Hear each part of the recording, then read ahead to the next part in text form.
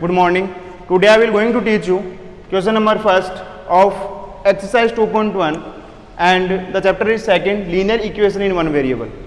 देखो अभी तक जो इस चैप्टर मैंने जो करवाया है वो आपकी प्रैक्टिस एक्सरसाइज है, और ये जो अब करवा रहा हूँ ये आपकी बुक की एक्सरसाइज है ना, बुक की एक्सरसाइज है ये, ठीक है। 2.1 बुक की एक्सरसाइज है आपकी, और जितने भी वीडियो मैंने अभी तक इस चैप्टर के बनाए हैं वो प्रैक्टिस एक्सरसाइज भी आपको अपनी नोटबुक में करनी है, और ये वाली भी आपको एक्सरसाइज है वो आपको नोटबुक में करनी है, ठीक है।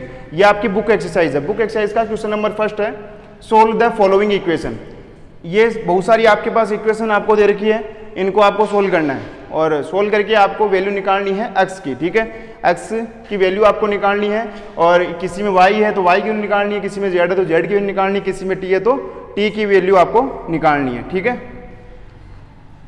तो क्वेश्चन सोल्व करते हैं। x माइनस 2 इक्वल टू 7,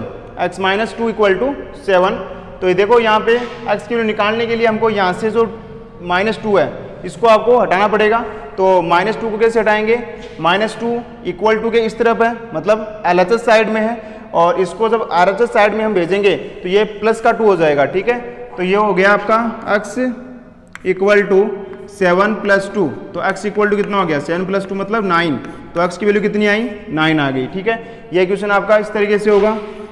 और सेकंड वाला क्वेश्चन देखो, y प्लस 3 इक्वल टू 10, तो y प्लस 3 प्लस का 3 इधर है LHS साइड में, इक्वल टू की इस तरफ प्लस में है, और अगर हम इसको इधर भेजेंगे मतलब RHS साइड में भेजेंगे तो ये हो गया माइनस का 3 हो जाएगा। तो y इक्वल टू 10 माइनस 3, तो y इक्वल टू कितना आ गया, 7, y की वैल्यू कितनी आई, 7 आ गई। क्वेश्चन नंबर थर्ड देखो, क्वेश्चन नंबर थर्ड हो जाएगा आपका 6 इक्वल टू z प्लस 2। इस बार वेरिएबल आपका इस तरफ है ना, कोई दिक्कत नहीं है, वेरिएबल इस तरफ है तो कोई दिक्कत नहीं है। अब ये जो कॉन्स्टेंट है ना प्लस का 2, इसको आप इधर लेके आ जाओ ना, तो 6 माइनस का 2 इक्वल टू z, तो 6 माइनस 2 कितना हो गया, 4 इक्वल टू z, या फिर इसको हम ऐसे भी लिख सकते हैं और z equal to 4 equal to z लिख दो, या फिर z इक्वल टू 4 लिख दो। बात एक ही है, वैल्यू किसकी निकलने वाली है, z की निकलने वाली है, ठीक है। क्वेश्चन नंबर 4 देखो, क्वेश्चन नंबर 4 में 3/7 प्लस x इक्वल टू 17/7। इस बार जो नंबर आपके पास है वो इस बार फ्रैक्शन में है, ठीक है। तो फ्रैक्शन में कैसे सोल्व करेंगे इसको। अब देखो दोनों में आप एक चीज कॉमन देख रहे हो कि इस नंबर में भी आपका 7 नीचे है और इस नंबर में भी 7 नीचे है। इसका मतलब इसका डेनोमिनेटर जो है वो आपका सेम हो गया। क्या हो गया, सेम, डेनोमिनेटर सेम हो गया। तो सबसे पहले यहाँ से 3/7 को हमको हटाना पड़ेगा, और ये प्लस में है इस तरफ, और इस तरफ आते ही क्या हो जाएगा, इससे माइनस में हो जाएगा, ठीक है।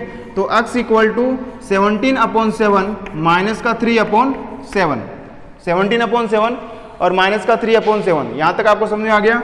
x इक्वल टू देखो डेनोमिनेटर जब सेम होता है तो नीचे आप ऐसी की ऐसी डिजिट राइट कर सकते हो, और ऊपर वाले को डायरेक्टली सब्ट्रैक्ट कर सकते हो, ठीक है। 17 माइनस 3, तो ये हो गया x इक्वल टू 17 माइनस 3 कितना हो गया, 17 में से 3 गया तो कितना बचेगा, 14/7, ठीक है, 14/7, और 14/7 का मतलब हो गया 7 1 जा 7, 7 2 जा 14, तो x की वैल्यू कितनी आई, 2 निकल के आई, x इक्वल टू 2। आगे बात समझ में, ठीक है। अब देखो क्वेश्चन नंबर 5 देखो, question number 5 6x equal to 12 है, 6x इक्वल टू 12 है, तो इसको सबसे पहले ऐसे लिख लो, 6 और x देखो आपके इंटू में, आपस में क्या है, इंटू में, 6 और x आपस में इंटू में है, ठीक है। और यहाँ से जब हम 6 हटाएंगे तो 12/6 हो जाएगा, x इक्वल टू कितना आया, 2 आ गया, x इक्वल टू 2, 6 1 जा 6, 6 2 जा 12। अब देखो क्वेश्चन नंबर 6, ये आपके इजी क्वेश्चन है, ठीक है। देखो t/5 equal to 10, t/5 equal to 10, इससे इसको सोल्व कैसे करोगे, सबसे पहले आप करो t/5 इक्वल टू 10/1 कर दो, ठीक है, 10/1 कर दो आप, इसके नीचे 1 लगा दिया। अब देखो इसमें t की वैल्यू आपकी कैसे निकल सकती है, ये आपको सोचना है यहाँ से ना। अब t के वैल्यू के लिए आपको क्या करना पड़ेगा, इन दोनों को आप क्रॉस मल्टीप्लाई कर दो ना, क्रॉस मल्टीप्लाई, मतलब ये जो डिजिट है, ये जो t आपका 1 से मल्टीप्लाई हो जाएगा, और 5 आपका किससे मल्टीप्लाई हो जाएगा, 10 से मल्टीप्लाई हो जाएगा। देखो t into 1 equal to 5 into 10, ठीक है। तो t इंटू 1 का मतलब t इक्वल टू 5 10 जा कितना हो गया 50 हो गया, 5 10 जा 50, t की वैल्यू कितनी आई 50 आ गई। उसके बाद हम क्वेश्चन नंबर 7 देखो, क्वेश्चन नंबर 7, क्वेश्चन नंबर 7 में 2x/3 इक्वल टू 18, ये भी आपका ऐसा ही क्वेश्चन है, 2x/3 इक्वल टू 18/1 कर दो इसको, 2x/3 इक्वल टू 18/1 कर दो। अब देखो वापस से क्रॉस मल्टीप्लाई कर सकते हो, ये डिजिट आप किससे मल्टीप्लाई, ये वाली आप किससे मल्टीप्लाई, 2x आपका 1 से मल्टीप्लाई हो गया और 3 आपका 18 से मल्टीप्लाई हो गया। तो x इक्वल टू कितना आया 3 इंटू 18, 2 इसके मल्टीप्लाई में था, इसको डिवाइड में आप भेज दो, ठीक है। 3 इंटू 18/2, 2 1 जा 2, 2 9 जा 18, ये 1 टाइम्स ये 9 टाइम्स, तो 3 9 जा कितना हो गया 27, x की वैल्यू कितनी आई 27 आ गई। आगे बात समझ में आपको। अब देखो क्वेश्चन नंबर 8 देखो, क्वेश्चन नंबर 8 कैसे होगा, 16/1 इक्वल टू y/15, मतलब जिसके नीचे कुछ नहीं है उसके नीचे आप 1 लगा सकते हो, ठीक है, उसके नीचे आप 1 लगा सकते हो। 16/1 इक्वल टू y/15, तो इसमें भी वही करोगे, वही मेथड आप लगाओगे, क्रॉस मल्टीप्लिकेशन कर दो, मतलब 16 आपका 15 से मल्टीप्लाई, y आपका 1 से मल्टीप्लाई, तो y को तो 1 से कर दो और 16 को 15 से कर दो। तो 16 को 15 से मल्टीप्लाई करते हैं तो कितना आता है, 16 को 15 से करते हैं, 5 6 जा 30, 5 से 30, तो 5 1 जा 5 और प्लस 3 हो गया 8, 1 को 6 से किया 6, 1 को 1 से किया 1, 0 8 6 14, और ये हो गया 240, कितना आया 240 आ गया, और 240 आ गया तो y इक्वल टू कितना आया 240, y की वैल्यू कितनी आई 240 आ गई। आगे बात समझ में आपको। अब देखो क्वेश्चन नंबर 8 तक हो गया, क्वेश्चन नंबर 9 देखो, क्वेश्चन नंबर 9 भी आपका ऐसे ही है, 7x - 9 equal to 16, 7x - 9 equal to 16, तो ये -9 इस तरफ है और इस तरफ आते ही क्या हो जाता है प्लस में हो जाएगा, तो 7x 16 plus 9, 7x equal to 16 plus 9, ठीक है। तो 7x इक्वल टू 16 प्लस 9 कितना हो गया 25, 16 प्लस 9 कितना हो गया 25 हो गया, तो x इक्वल टू हो गया 25/7, 25/7, क्योंकि देखो 7 इसके मल्टीप्लाई में था और इधर आते ही आपका अपोजिट ऑपरेशन हो जाता है, ठीक है, अपोजिट हो जाता है, जैसे मल्टीप्लाई में तो डिवाइड में चेंज हो जाएगा, माइनस है तो प्लस में चेंज हो जाएगा, प्लस है तो माइनस में चेंज हो जाएगा, मतलब अपोजिट होता है, ठीक है। तो ये इनटू में था, इसके डिवाइड में आ गया। अब क्वेश्चन देखो, question number 10, 14y - 8 equal to 13, 14y - 8 equal to 13, देखो 14y माइनस का 8 है, इक्वल टू किस तरफ आता है, क्या किस में हो जाएगा, इसका साइन कैसा हो जाएगा पॉजिटिव हो जाएगा, ठीक है। तो इक्वल टू 13 प्लस 8, 13 प्लस 8 कितना हो गया 14y इक्वल टू 13 प्लस 8 हो गया, ये हो गया आपका 21 हो गया। तो अब y इक्वल टू कितना आ गया 21/14, 21/14।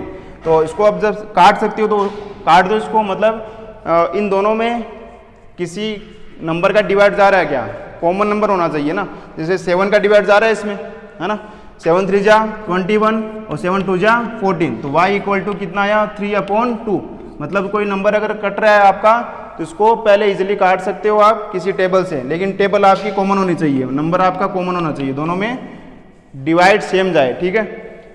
अब देखो 17 प्लस 6p इक्वल टू 9, तो ये हो गया 17 प्लस 6p इक्वल टू 9, तो 6p equal to 9 minus 17, 9 minus 17, भाई 6p इक्वल टू 9 माइनस 17, क्योंकि पॉजिटिव 17 था इधर आके नेगेटिव हो गया, तो 9 माइनस 17, तो 6p इक्वल टू 9 में से 17 गया तो सब्ट्रैक्ट होगा, तो अब आप बोलोगे कि छोटे में से बड़ी डिजिट कैसे आपकी माइनस हो सकती है, तो प्लस माइनस माइनस, तो 17 में से 9 कर लो, 17 में से 9 कर लो, तो 17 में से 9 करोगे तो कितना बचेगा 8 बचेगा, ठीक है, कितना बचेगा 8 बचेगा, 8 प्लस 9 कितना होता है 17 होता है, तो 8 बचेगा।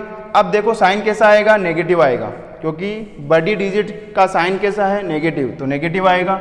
और p की वैल्यू क्या आ गई माइनस का 8/6, माइनस का 8/6 का मतलब हो गया कि 8 में भी 2 का डिवाइड जा रहा है और 6 में भी 2 का डिवाइड जा रहा है, तो ये 4 टाइम्स, ये आपका 3 टाइम्स, तो p की जो वैल्यू है कितनी आई माइनस का 4/3 आ गई है ना, माइनस का 4/3। अब हमारा लास्ट क्वेश्चन बचा है, इस लास्ट क्वेश्चन को करेंगे हम, लेकिन इसके लिए हमको 1-2 क्वेश्चन रफ करने पड़ेंगे, ठीक है। ये आपको समझ में आ गए होंगे, एकदम इजी एक्सरसाइज है आपकी।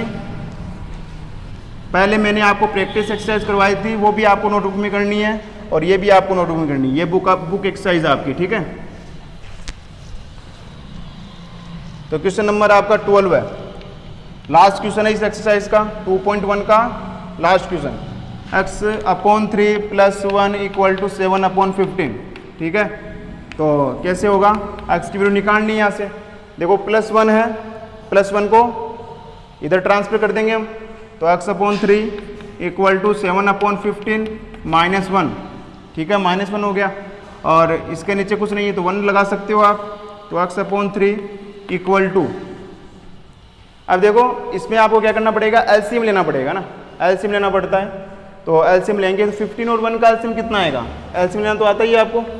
इस तरीके से 15 और 1 का एलसीएम कैसे होता है, इस तरीके से निकालना पड़ेगा। इसमें 2 का डिवाइड नहीं जाएगा, पहले हम 2 का डिवाइड देते हैं ना, स्मॉलेस्ट जो नंबर है आपका 2, उसका डिवाइड देते हैं, पहले चेक करते हैं कि 2 का डिवाइड जा रहा है नहीं जा रहा।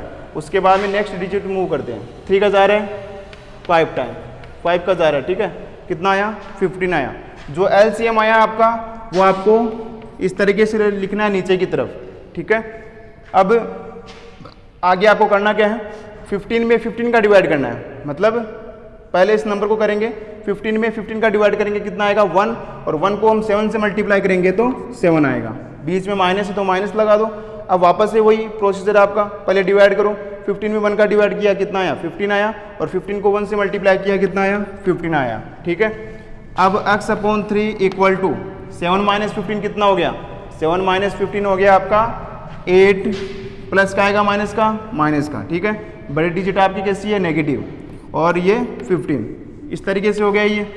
अब देखो x/3 -8/15, माइनस का 8/15, ऐसे इस तरीके से हो गया। x/3 = माइनस का 8/15 ये है। तो इसको वैसे ही सोल्व करेंगे, क्रॉस मल्टीप्लाई कर लो, इसको इससे कर लो, इसको इससे कर लो। तो x को आपने 15 से किया, उसके बाद में -8 को आपने 3 से किया, -8 को 3 से किया, पहले x को 15 से, उसके बाद में -8 को 3 से, तो ये हो गया 15x, या फिर इसको ऐसे रहने दो एक बार, और x की वैल्यू निकाल लो यहाँ से, माइनस का 8/3, इसको डिवाइड में लेके आ जाओ 15 को, ठीक है। तो ये हो गया 3 × 1 = 3, 3 × 5 = 15, तो x = माइनस का 8/5 आया, क्या आया, x = माइनस का 8/5 आ गया। तो ये सारे क्वेश्चन आपको समझ में आ गए होंगे। इस वीडियो में मैंने आपको कंप्लीट जो एक्सरसाइज 2.1 है, जो बुक की एक्सरसाइज है, वो आपको मैंने बता दी है, और नेक्स्ट वीडियो में एक्सरसाइज 2.2 के कुछ क्वेश्चंस हम सोल्व करने वाले हैं। Okay, thank you.